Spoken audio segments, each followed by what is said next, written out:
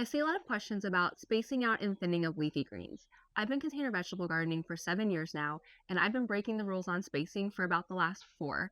And I'm going to tell you exactly what my approach is and how I'm able to space my leafy greens so closely together and still keep my plants healthy and have a continual harvest throughout the growing season. So the two leafy greens in the container behind me are arugula and then mustard spinach. Now I planted these from seed on March 2nd.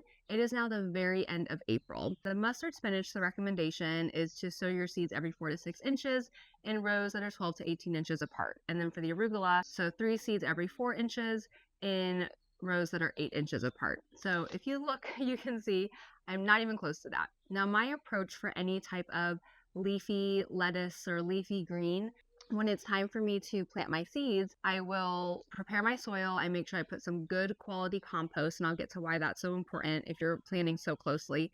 But I will then take the seeds, put them in my hand, and literally just sprinkle them over the soil. So I don't do them in rows, I don't measure, I just sprinkle them. I sprinkle a good amount all in one area, and then they germinate, and that is how they grow for that growing season. And again, the container behind me, you can see it's really overflowing with these greens, but I have been doing this for several growing seasons now. And while there's a lot of people that say you don't want to plant too closely, you should follow the guidelines, I do follow the guidelines with some of my vegetable plants, but when it comes to these leaf lettuce type greens, I just have found that it's not necessary. But you do want to make sure that you're following a few best practices, which I'll get to here in a minute. Now, the reason why this works with these types of greens is because I treat all of these greens as a cut and come again vegetable. And so what that means is that once the plant is mature and I'm able to start harvesting, I will go in and harvest from each plant as often as I can and remove probably about a third each time. The plant is going to continue to grow, and the way that the leaves grow out, you can just cut the individual leaves rather than having to wait until the plant has fully matured. With something like a head lettuce or cabbage, you wait the whole growing season and then you harvest it at the end. With these leaf lettuces, you can harvest as you go. And so for me, planting these very closely is totally fine because I am constantly harvesting them. Now, at this point in the season, and honestly for the last month, I started harvesting from this at the end of March, and I'm in zone 6B in Missouri, but I planted them early and I used frost cover.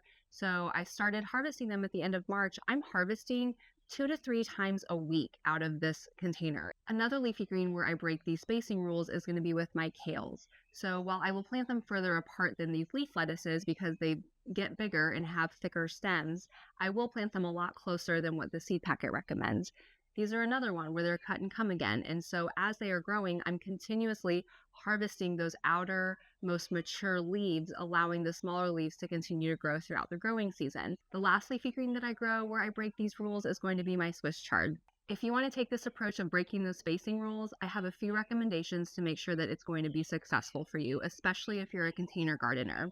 So first of all, when you amend your soil for the growing season, you want to make sure that you're using really good quality ingredients. Because you have so many more plants within a smaller space, those roots are going to be taking up more of those nutrients and competing a little bit more in that soil than if they were spaced out. And so as long as you are using good quality compost, I use about a third of that total in my container garden soil mixture. You also want to make sure that you're using that perlite or vermiculite so that you're really loosening the soil, and then the coconut coir or the peat moss as well. So you want to make sure you have all of those things so that your soil is going to be the healthiest that it can be. It's going to be loose to allow all those roots to be able to grow, and it's going to be able to hold moisture. Next, you want to make sure that you're harvesting on a semi-regular basis.